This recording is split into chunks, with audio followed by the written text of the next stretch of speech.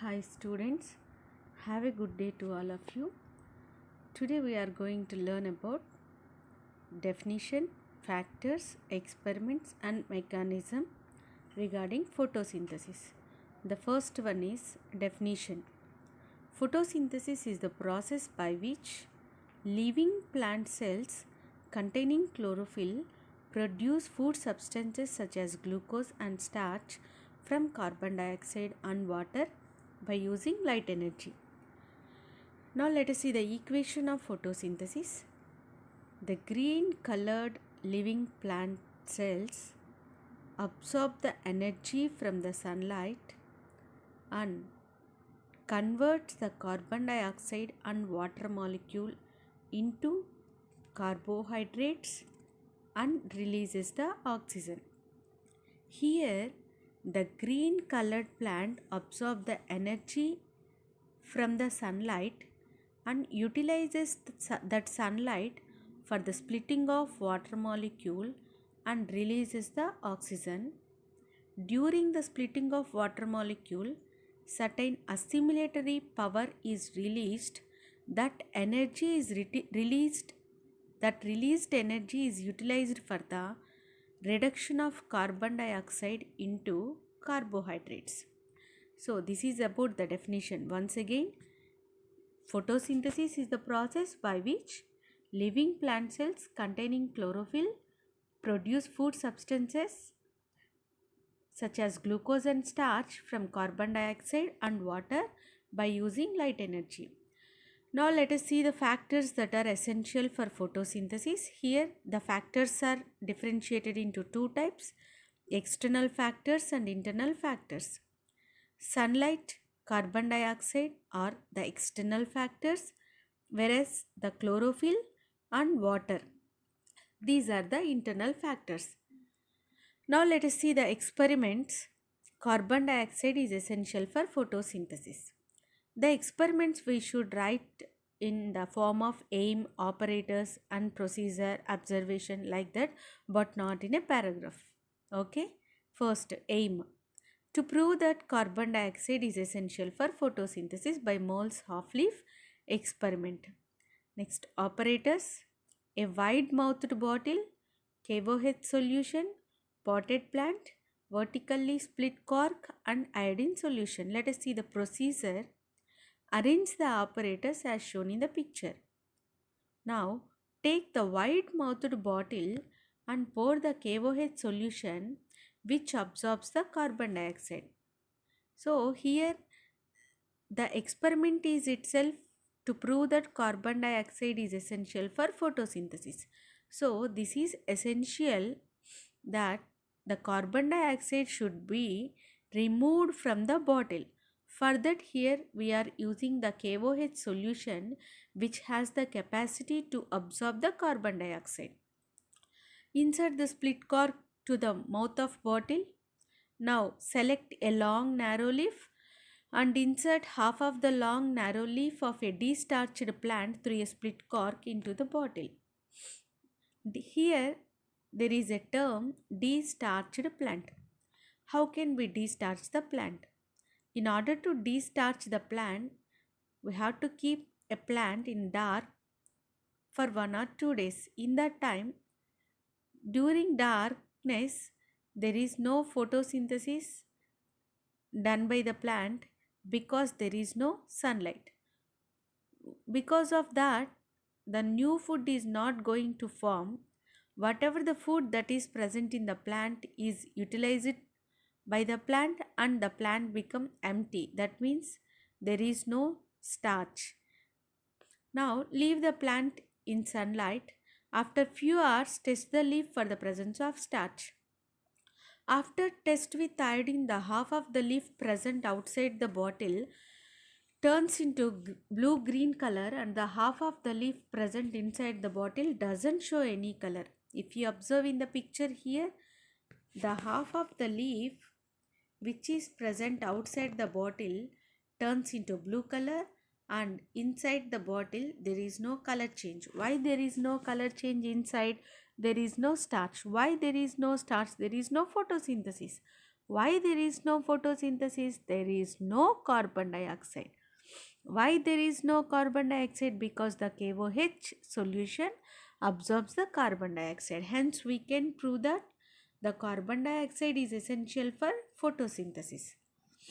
And the next question is, sunlight is essential for photosynthesis. Aim to prove that sunlight is essential for photosynthesis. Coming to the operators, destarched potted plant, black paper on which design is cut, iodine solution. Coming to the procedure, arrange the operators as shown in the picture. Here is the picture. Cover one of its leaf with the black paper on which a design is cut. Now fix this paper on the leaf in such a manner that light does not enter in the dark part. After that, place the plant in the sunlight. After few hours of exposure to bright sunlight, now test the leaf which is covered by black paper with the iodine solution. For that, first you have to detach the leaf from the plant and test with iodine solution.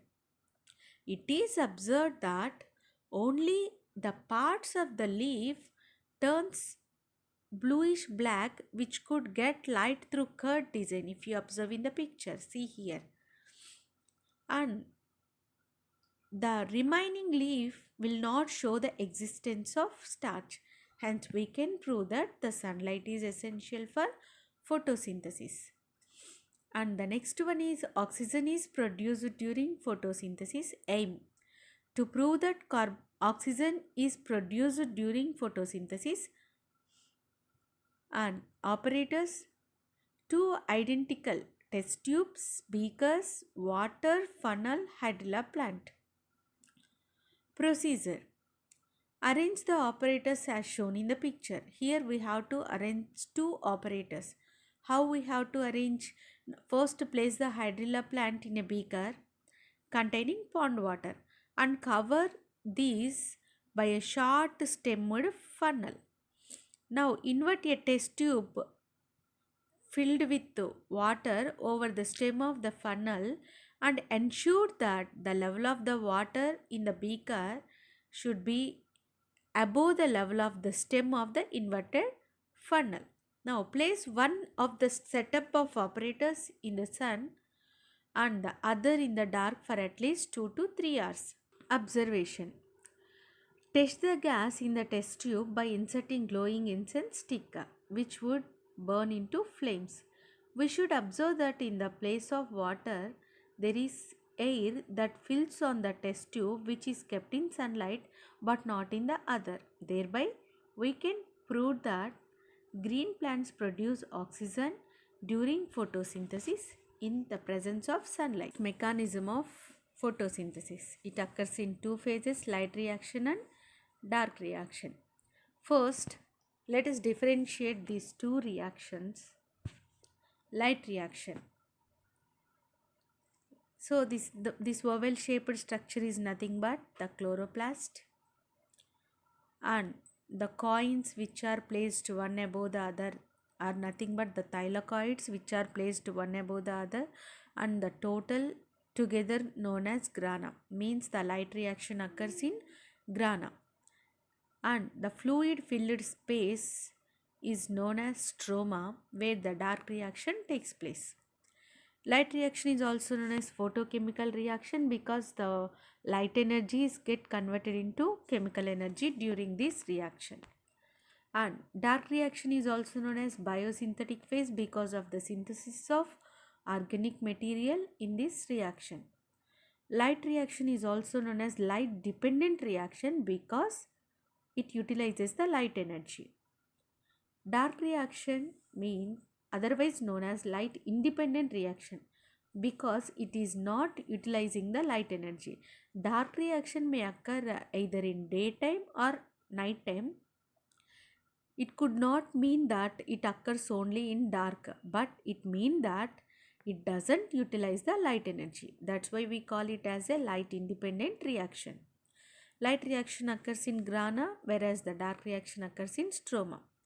And light reaction utilizes energy from sunlight, and dark reaction doesn't need energy from sunlight. Coming to the end products of light reaction, oxygen, ATP, NADPH. Here the ATP and NADPH are known as assimilatory power.